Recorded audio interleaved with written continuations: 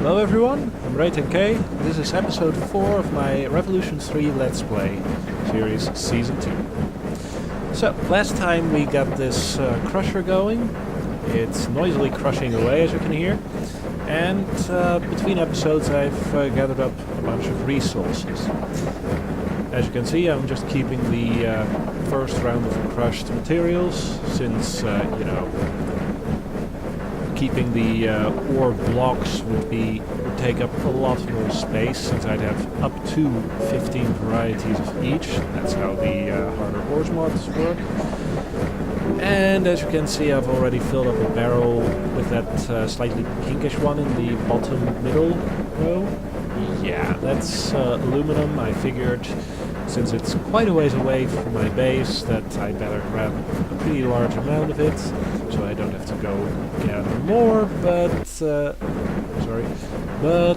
I went slightly overboard, to be honest. It's also crushing 6 stacks right now, so yeah. I'm not going to run out of aluminum anytime soon. That said, now that we finally have this crusher set up, I'm done with my iron problems. I have iron for years. Not just for days, for years.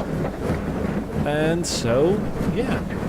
I think it's time I start looking into some rotary craft, since, well, it's a very iron-intensive mod, right? So, let's get started with that. I also want to look into getting some better power gen later on, but for starters, I first need some rotary craft stuff. I'm planning on doing a similar build as I did last time to automate, what's the word? The little crystal thingies. Ethanol crystals, that's the one. I'm going to automate ethanol crystals again, and yeah, from there on out I should be good to go with some basic rotary craft stuff. Hopefully enough to get to micro turbines for once. Well, so first things first, I'm gonna have to figure out a place where I'm going to build my rotary craft setup, and yeah, gotta get building on that. So, let's get started with that. So, there's a patch of reasonably flat land here, and if I deal with some of the holes left by zombies who decide for whatever reason to grab some random pieces of sand, I'm sure I could build something neat here. Don't think I'll connect it directly to the house, but making a pathway there would be easy enough to do. So, this is going to be the location for my rotary craft setup. Also, I'm going to need a bunch of cactus green, because I can use that to make water tank sidings, which means that I can make water in infinite quantities, but I'm only going to need a certain amount. Enough to run a few, what's the word? Steam engines, or whatever rotary craft calls them. See, that's going to be the start of my, what's the word? Ethanol crystal setup. Rather than using Thaumcraft's magic robots, like last time, I'm going to use rotary craft, what's the word? Fans to harvest some things, and then use a bit of botania to pick up the rotten food, because remember, to make, let me see, what's it called again? Yeast, I think? Yeah, the rotary craft's yeast requires dirt. To make dirt, the easiest way that I've found so far is to have rotten food. Letting food rot, however, in a chest requires constant player interaction. But I think I found a possible workaround. Liquid chroma. Basically, you can drop stuff into liquid chroma and it won't despawn. However, apparently food that's dropped into liquid chroma still rots. So, as to confirm that theory, I'm going to harvest these apples and toss them into that puddle of chroma, come back in an in-game week, and then it should be all rotten food. And if that's the case, then it's just a matter of using a Botania hopper hog to pick up the rotten food again, presumably, assuming that the hopper hog can just grab stuff out of liquid chroma. Anyway, while this little experiment is running, I'm going to start the cactus cooking, like so. Probably going to run into some issues with power generation there, but who cares? I most certainly don't. And yeah, in the meantime, I'm going to get started making this area ready for building, figure out what kind of build I'm going to do here. Probably something with a lot of immersive engineering blocks, because, well, for my industrial setup I used a lot of Botania blocks because I just had Botania ready. So now that I've got some immersive engineering stuff ready, it only makes sense that I use that for my next build. I'm rambling, but hey, that's why you're here, right? Right? Yeah, I'll stop then. See you guys soon. Okay, I know I said that this episode we'd mostly be focusing on rotary craft and setting that up, but before we can really get into rotary craft, we need 3 crops for the ethanol crystal setup. We need sugarcane, we need the seeds, the canola seeds, and we need something that can rot over time. So, since I'm going to have to grow most of those, I'm going to make it easier on myself and make myself a bunch of fertility blooms. Those accelerate the growth process. Now, to best use those fertility blooms, I think you also need to add one of, let's see, like so, one of these. Okay, I'm gonna have to check the recipe here. These enrichment vines. Oh right, I need redstone. And we're back. Finally got the last ingredient for my enrichment vines, which, by the way, also records the runes needed for that recipe into the lexicon. I just love seeing this thing slowly but steadily grow, you know. Anyway, now that we've got 8 enrichment vines and 8 fertility blooms, I can get started quickly breeding up some, what's the word? Some seeds for canola seeds that work with AgriCraft. Some seeds for, what's the word? Something that rots. I haven't quite decided what, but probably something like probably something simple, something that can be quickly gotten. And yeah, finally the canola seeds. No wait, I've already mentioned those. Sugarcane seeds. As you can probably notice, I'm a little bit burpy today. Nothing new there. In any case, I'll be back. Okay, so, little growing later. Now we have sweet potato seeds, which I think can't just turn into seeds, but whatevs. I have sugarcane seeds, and it turns out that canola seeds, which you occasionally get from breaking grass, can already be placed on cross crops right away. So, now that we've got our 3 crops that we need, let me just real quick empty out some inventory space and empty out some more inventory space so I can pick up the sweet potato seed. There we go.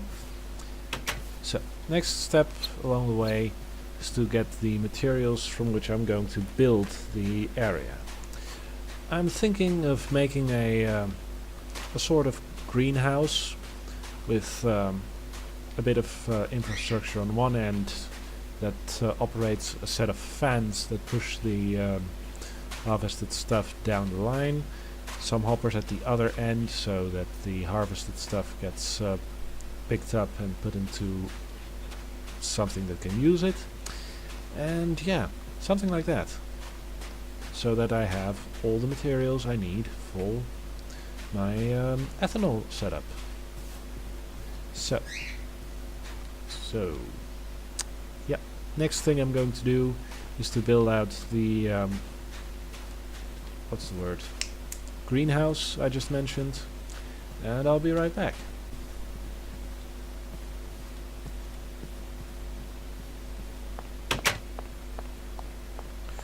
All right. Regarding the oh yeah, let's wait until it's 99%.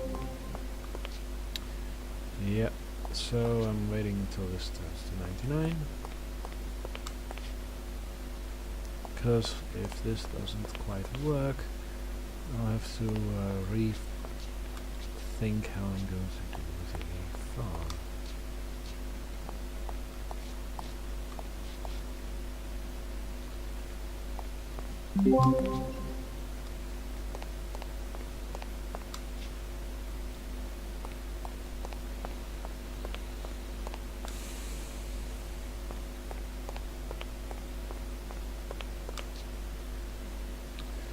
Okay. Between shots, I've grabbed one of the apples from the stack in the liquid chroma. And as you can see, it's now 99% rotten. It should rot at the same time as those apples in the liquid chroma do. So, once this turns into rotten food, which should be any moment now, the apples in there should change as well.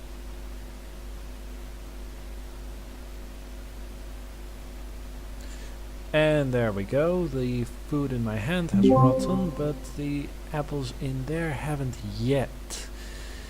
I'm going to give them another minute or so to rot as well, but from the looks of it I may have jumped the gun a bit on how liquid chroma interacts with the rotting mechanism. So yeah, well, that's a bummer. In any case,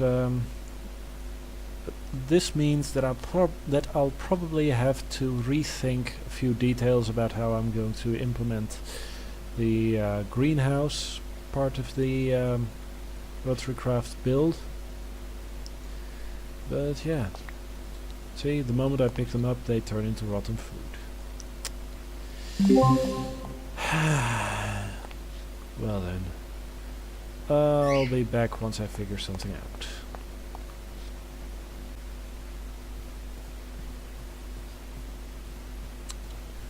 Okay then. Well, a little while later and I've got this huge area. Looking back, I think I may have overestimated how much space I'm going to use for this project, but quick summary. This area here is going to be the greenhouse, and yeah, it's massive. It's way too big. This block here is going to be the place where I do all the processing, which has some extra space for if I want to expand. This is going to be for resource storage, which again is a bit excessive, more than a bit. And finally, over here, in this slightly elevated area, I'm going to put all the water generation, which basically means a bunch of railcraft water tanks that lead into a single immersive engineering tank, so I can store a bunch of water and use it as needed. In any case, I'm going to start building now, so yeah. When I get back, there should at least be some flooring visible, and perhaps a few things about the material choices. In any case, I'll be back. So, quick update. I've got the flooring for the greenhouse in place. I'm going to fill this up with garden soil. I already have that cooking up elsewhere.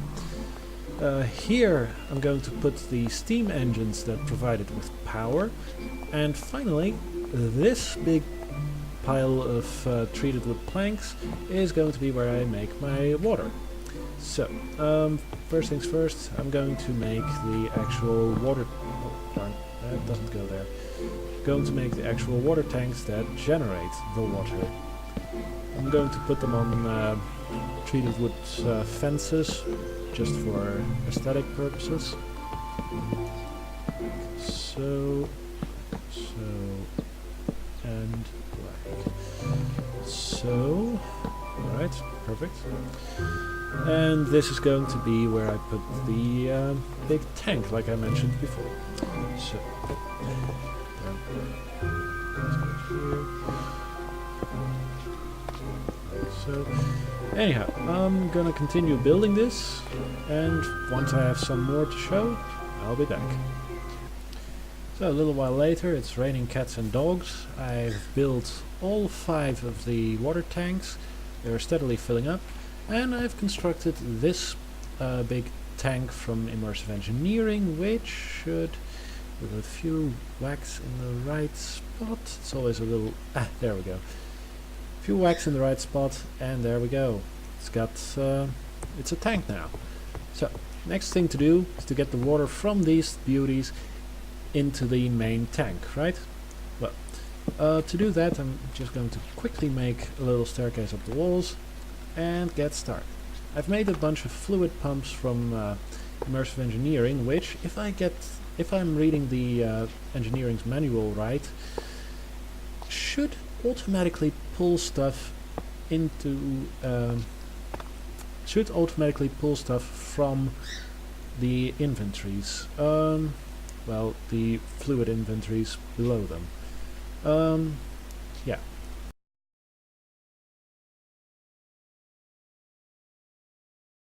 Here, that should now, if I connect it like so, be everything that's needed.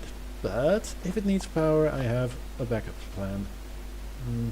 Doesn't seem like it's going in there. Yeah, it's still empty. Well, next step, check if it works with a redstone signal. Still not seeing anything. Nope. Well, third step would be to actually power these things. And we'll get to that in a moment. I still need to collect some resources before I can make the power generation that I was planning on using for this. But for now, I have at least the basics set up. So I'll be right back once I have all the stuff I need to power these things without having to worry about the power running out. Okay. Should probably remember, a while back I made that big windmill over there to provide power to my furnaces. Basically, to provide power to my pumps, I'm going to do the same thing, except a little more excessively. I still have this old early game crusher setup standing here, and I figured it's got a windmill on it, why not add a second one, a lot higher up. Now, you might be thinking, what took so long to make all that? Well, this improved windmill. Apparently it generates more power, but to make it you need a whole bunch of this tough fabric. All in all, it takes 4 stacks off the top of my head of industrial hemp fiber to make that, and industrial hemp isn't the fastest plant, and I haven't taken the time yet. Oh, darn! Haven't taken the time yet to upgrade the plant via agricraft. In any case,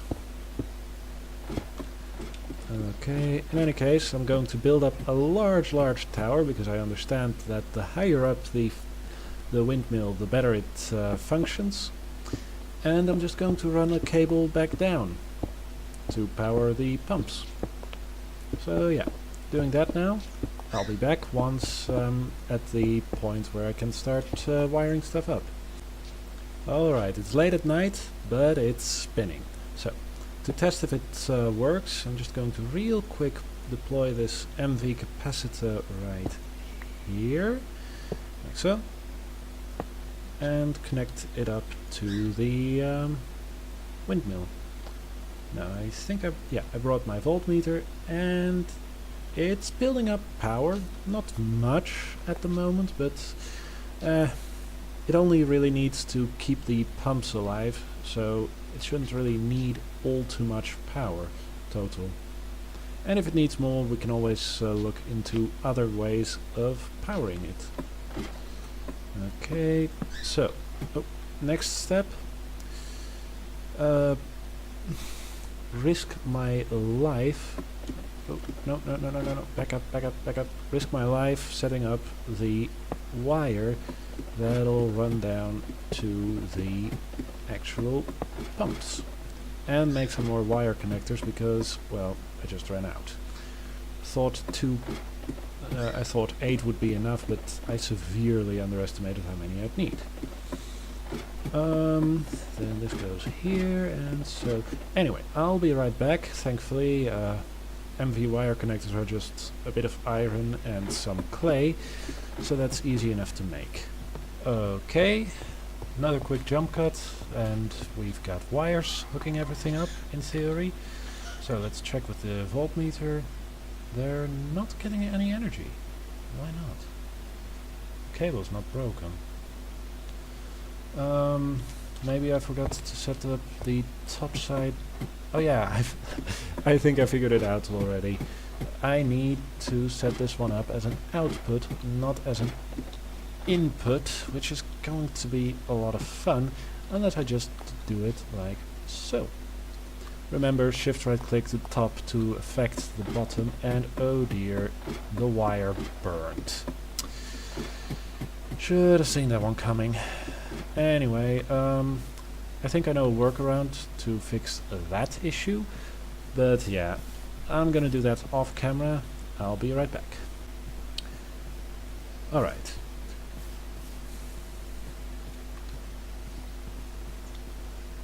Okay. Wires burn when too much power runs through them all at once. Normally that's not going to happen because one connector can output or input as much to or from a wire as the wire can handle. But this particular MV connector is the problem here. It's got to supply power to, in total, let's see, 5 connected items. That's why that wire burned all the way up there. My assumption is that this is the point where the required power became low enough that it didn't burn the rest of the wires, but yeah, we can't just directly connect those. So what are we going to do? Well, we're going to give each of the pumps their own LV capacitor. Just gotta configure the bottom to the output. There we go. And yeah, then we'll wire up the connections between the LV capacitors with the rest of the wires, and that should work just fine. Because then every connection is just 1-to-1. Let me just turn this one off on the top and make this an input. I am going to put an NV connector here, then connect all of these back up, and well, I'll be back once I've got everything wired up the way I want it to. Okay, I'm starting to suspect that the water tanks from Railcraft don't like to work with the pumps from Immersive Engineer. So, on to the next possibility. Wonder if this will fall if I... Oh, it doesn't. Note to self. Capacitors have a complete and utter disregard of gravity. Could always be that I'm just barking up the wrong tree entirely, but I know at least that these fluid tanks can... Yeah, they can pull out from here. So, pull and push out into there. So, yeah. I'm just going to leave these here, let them charge up, because if they are fully charged, they actually stack, unlike when they're partially charged. So yeah, then I'll just have 5 LV capacitors somewhere in an inventory. Oh, come on, is this not working either?